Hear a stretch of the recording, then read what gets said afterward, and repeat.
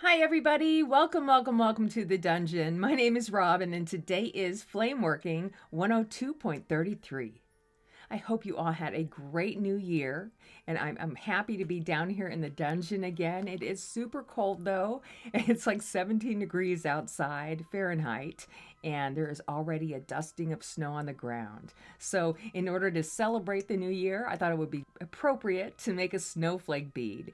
And it may look a little complex, but when you break it down, it's actually pretty simple. It's perfect for practicing those wraps and your dot placement, and they're just beautiful. Every snowflake is different. You can make these however you want. So I just hope that you are inspired. And with that said, let's get right into it. As always, I hope you're all doing safe and well out there. Thanks so much for joining me, and I hope to see you next time in the dungeon. All right, I'm excited to share this with you guys because I think that when it's broken down, this bead's a lot easier than it may appear to be. So we're going to start everything out with a very small amount of white. I just kind of want to get a tiny bead on the mandrel to be the very center point of the snowflake. And then on top of that, I'm going to add a couple wraps of the white filigrana cane. And this is pre-made. And you can buy this at most glass warehouses or anywhere that sells this type of glass. And I'm going to wrap this up right on top of the white. And I'm going to try to get a nice disc going here. So I am just getting about 3 wraps of glass on there. And if it is a little wobbly, don't worry, it's okay. We're going to melt it down a little bit. I'm going to hit the sides with some of the heat and get those to kind of melt in. And if you need to, you can use your graphite paddle or whatever you can to kind of straighten your sides up if you need help there. But right here is about the width of the bead. You don't want it to get any wider than this, so let that cool down a little bit. And now I'm going to add some of the cane that I made from the 102.25 the Lucky Eyeball pendant. And you can see this cane being made there, but any kind of white fun spiral cane will work. And I'm going to wrap that once around the center of the bead, and then I'm going to coat that in a couple layers of the clear. And of course, anytime I'm coating the glass, I always tend to kind of coat more on the right side. I just have a hard time seeing in the flame. I honestly have got to go see the eye doctor because I can't really see anything in the flame anymore. I've noticed that I've had that issue. Anyway, moving on. So I have a low spot here, and I will deal with that in just a second because I want to make sure that I can get this disc as round as I can get it. Okay.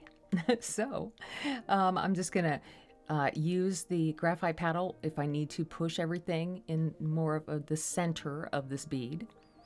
And I'm going to try to keep it nice and kind of wide like this, nice big disc. All right, so I want to kind of fill in that low spot there.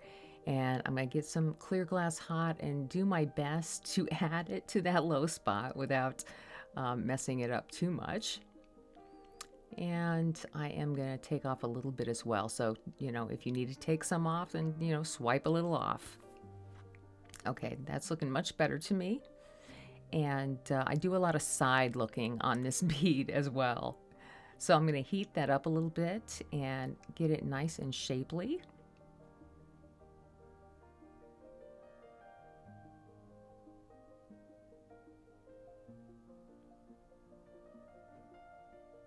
All right, I'll show you the view here in a second. I'm just heating it up a little bit more. If you need to do some shaping, go ahead and do that now.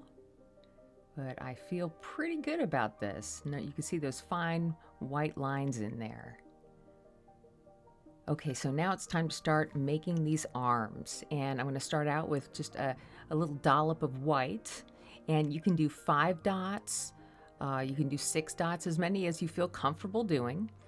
This one ended up being 5 dots around. And I'm not trying to add you know, a tiny amount, but I want to try to add enough that it's almost as wide as the bead is. You know, I'm adding a good amount of glass, I guess. Enough to start things off. Okay, so now, since I've added those dots, my center bead has kind of cooled down a little bit. And I want to start creating these arms by pushing in with a tungsten pick. So I'm going to individually heat each dot up and also the sides of where that dot is. So it's easier for me to be able to sink that color down into the glass and get it as close as I can get to the mandrel. And then I'll skip a dot and let that kind of cool down and move on to another dot and heat that up. And we're going to just keep repeating that. Make sure that you heat the sides as well as the top of your dot to ensure that your glass is going to push down nice and deep and evenly each time. Okay, you get the picture. And if it does kind of buckle up at the sides, no big deal. I'm going to deal with that later on.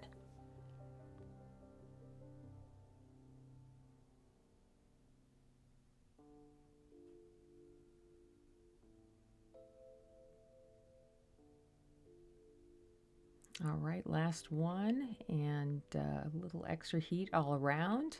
I do like to let the heat sink in for a few seconds before I push, just to let you know. Okay, so now we want to just kind of smooth everything out. So I'm going to shape my sides up again. And as I'm shaping the sides, I'm kind of leaning towards the center. And if you want to, you can leave kind of a divot in these, a slight, divot if you want to have bubbles. But because I'm going to make another arm, I don't want to add any bubbles to this layer. So you can see the beginning of the snowflake there. Okay, so moving on, I'm going to add some clear dots on top. And I'm going to add just about the same amount of clear as I did with the white dots. I just want to make sure that I'm covering up as much of the white underneath as I can.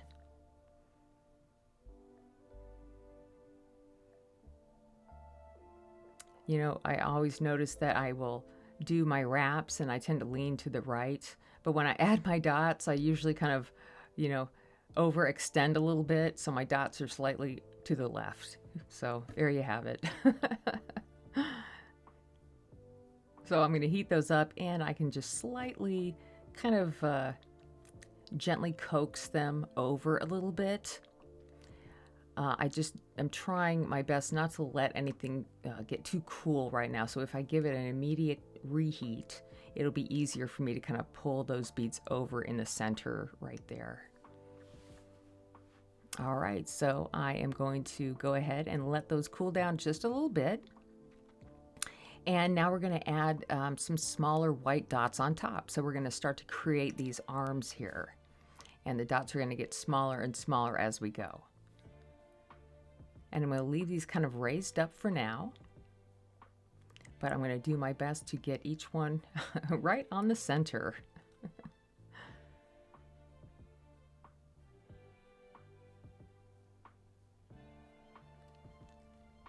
All right, now I want to make sure I don't melt these in too much. At least not yet. I just want to make sure at this point they're all kind of stuck to the glass. So now what I want to do is take each one individually again, and we're going to do the same technique and push with the tungsten pick into the next layer of white. So that will kind of extend the arm out a little bit. And that's kind of how I have found a good way to make these snowflake arms without it being too difficult. But this is a really fun technique, and you can take these as far as you want to go. And here I'm really only heating the white dot and the clear underneath it. I don't necessarily need this push to go very deep into the glass, just to get to that second layer. All right, There we have that one. Okay, cool. So I'm going to leave these indentations in there a little bit and have some bubbles at the tips of these.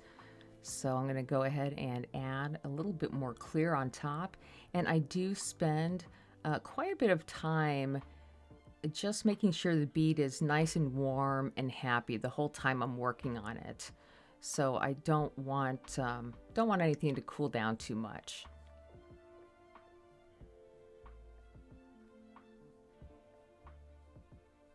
Okay, so these dots are just covering up each white.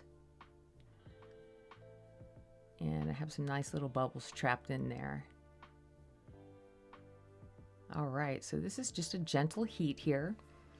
If things are wobbly, all I'm doing is just kind of heating up the clear in the flame. I'm just kind of riding the top of the flame here and getting all that clear just to settle in.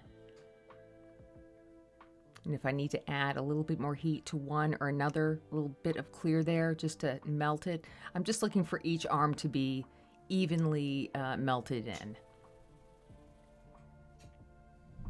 All right, so we're going to extend these out a little bit more and add a bit of white all around again. And these are a little bit smaller, and I definitely want to try to keep these nice and raised up.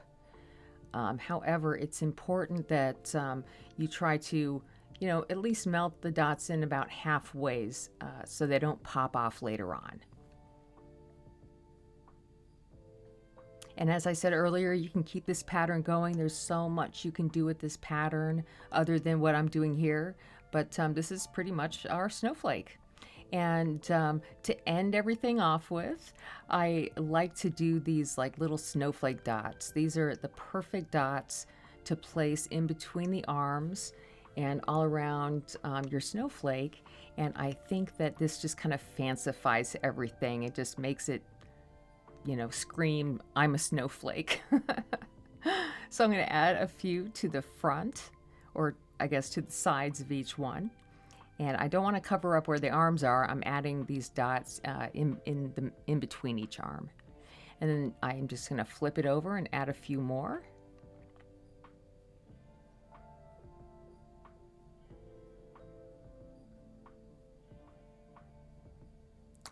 I think these snowflakes would also look great with some color as well.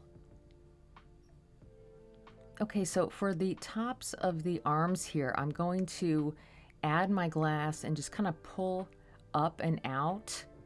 I want to make sure these arms are going outward. So try not to overheat these too much. And if it touches that center dot, it's okay. Don't worry about it. Every icicle or every snowflake is different. So each one is unique and fun. And yeah, a lot of fun to make. Okay, I'm going to turn this over so adding the other side of the arm dot is easier for me. So I'm going to go ahead and add these. Again, I'm just adding my dot and pulling outward.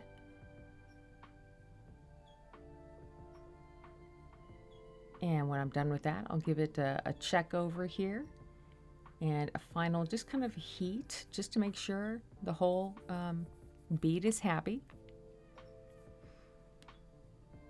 And then I'm going to finish everything off with a little dot on the top of each arm.